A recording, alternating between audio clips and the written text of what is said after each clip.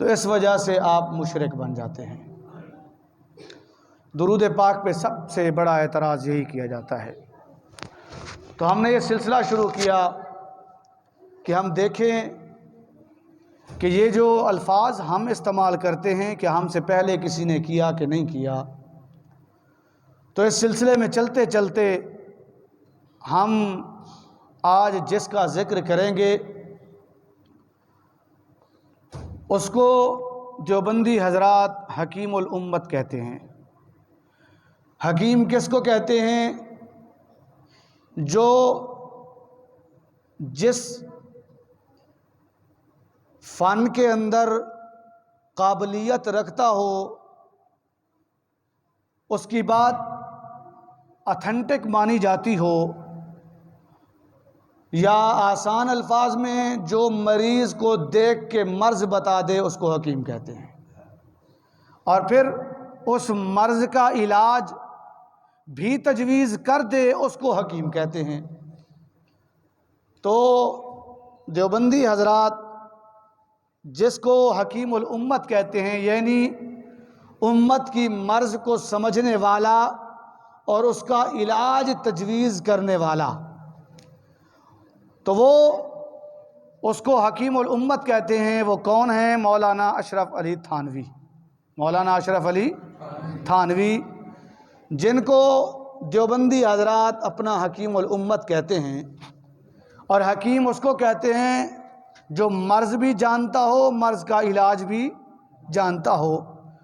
اب یہ جو بیماری ان کی پیروکاروں کو لگی ہے تو انہی کا علاج اور جو مسئلہ ان کو تھا اس کا علاج انہوں نے بتایا، اور میں آپ کے سامنے وہ پیش کروں گا۔ صرف ایک دو شعر بطور نمونہ آپ کے سامنے رکھوں گا، ورنہ 8-10 شعر ہیں، اور ان کے اندر انہوں نے تقریباً 10-12 مرتبہ حضور کو مخاطب بھی کیا ہے، حضور کو یا سے بھی پکارا ہے۔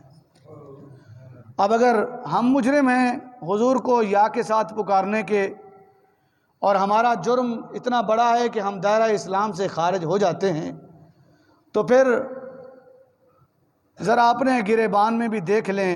وہ کہتے ہیں اتنی نہ بڑھا پاکی داماں کی حکایت، دستار ذرا دیکھ ذرا بند قبا دیکھ، کہ ذرا اپنے گریبان میں جھانک کے کتنے سوراخ ہیں، ذرا اپنی پگڑی کو دیکھ کے کتنے بل ہیں۔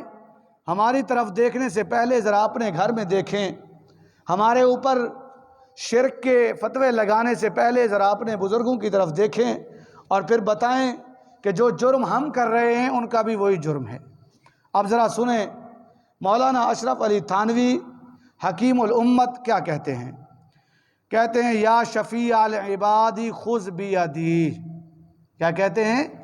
یا شفیع العباد خذ بیدی انت فی الاضطرار معتمدی۔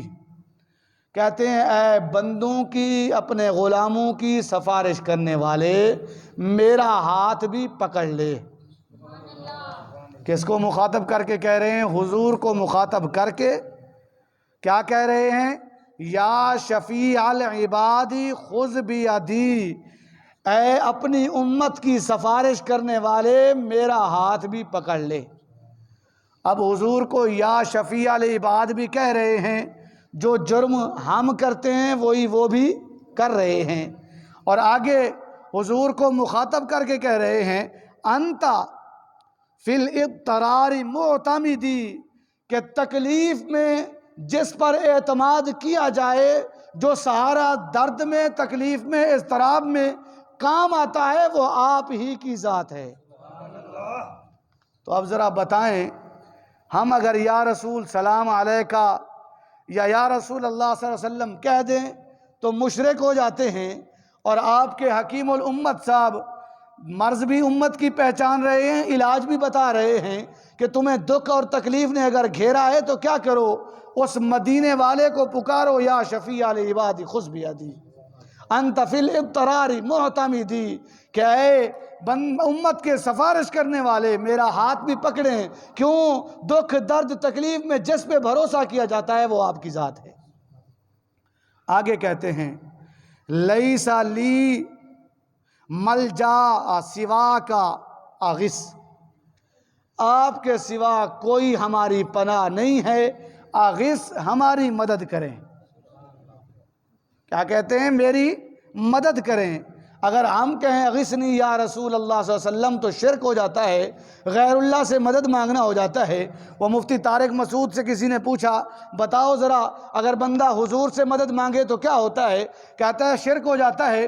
کیوں؟ ایاک نعبد و ایاک نستعین کا کیا مطلب ہے؟ تو جناب والا ذرا اپنے حکیم الامت سے پوچھیں ایاک نعبد و ایاک نستعین کا مطلب کیا ہے؟ وہ حضور کو پکار رہے ہیں اور کہہ رہے ہیں تکلیف کے وقت میں ہمارا کوئی ماوا و ملجا نہیں ہے، آپ ہی ہماری مدد کریں۔ آگے کیا کہتے ہیں؟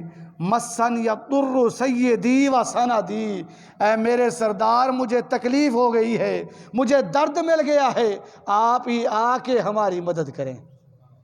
تو اگر ہم پکاریں تو ہم ہو جاتے ہیں مشرک، ہم ہو جاتے ہیں غلط۔